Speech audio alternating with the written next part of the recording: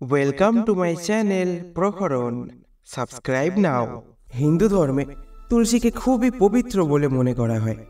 ভগবান বিষ্ণুর পুজোয় তুলসী অপরিহার্য। তুলসী পাতা না থাকলে বিষ্ণু পুজো কখনোই সম্পন্ন হয় না। আবার এই গাছেই স্বয়ং দেবী লক্ষ্মীর বাস। তুলসীর পুজো করলে জীবনে ইতিবাচক শক্তির প্রসার ঘটে, পাশাপাশি জীবনে সুখ সমৃদ্ধি দেখা দেয়। তাই বিভিন্ন ব্রত, উৎসব, শুভ অনুষ্ঠানে তুলসীর পুজো করা হয়ে থাকে। বাড়িতে তুলসী গাছ রাখলে বিশেষ কিছু নিয়মও মেনে রাখা উচিত। বাস্তুশাস্ত্র অনুযায়ী তুলসী গাছের আশেপাশে এই 5টি জিনিস ভুলেও রাখতে নেই, তাহলে আপনার সংসার জ্বলে পুড়ে শেষ হয়ে যাবে। তো কোন 5টি বস্তুর কথা বলা হয়েছে জেনে নেওয়া যাক। ফার্স্ট পয়েন্ট, ঝাঁটা। তুলসী ভগবান বিষ্ণুর খুবই প্রিয়, তাই নিয়মিত তুলসী গাছের পুজো করা হয়।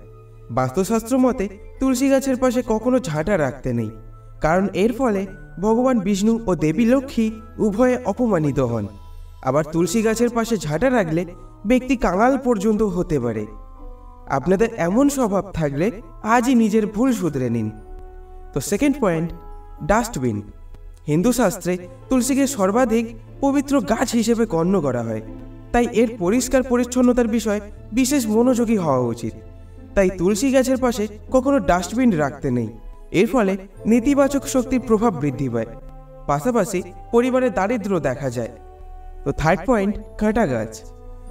অনেকে বাড়িতে কাঁটা গাছ রাখেন এবং তার সঙ্গে তুলসী গাছও রেখে দেন, কিন্তু বাস্তুশাস্ত্র বলছে এমন কখনো করতে নেই। শাস্ত্র মতে কাঁটা গাছ ও তুলসী গাছ এক জায়গায় রাখলে অশুভ ফলাফল লাভ করা যায়। কাঁটা গাছ ছাড়াও গোলাপ গাছের সঙ্গে তুলসী গাছ রাখবেন না। এই গাছ একসঙ্গে থাকলে বাড়ির সদস্যদের মধ্যে মতভেদ, বিবাদ, ঝগড়া বাঁধতে পারে, পাশাপাশি পারিবারিক অবসাদের পরিস্থিতি গড়ে উঠতে পারে। তো ফোর্থ পয়েন্ট, চটি জুতো। বাস্তুশাস্ত্র অনুযায়ী তুলসী চারার পাশে কখনো চটি জুতো রাখতে নেই।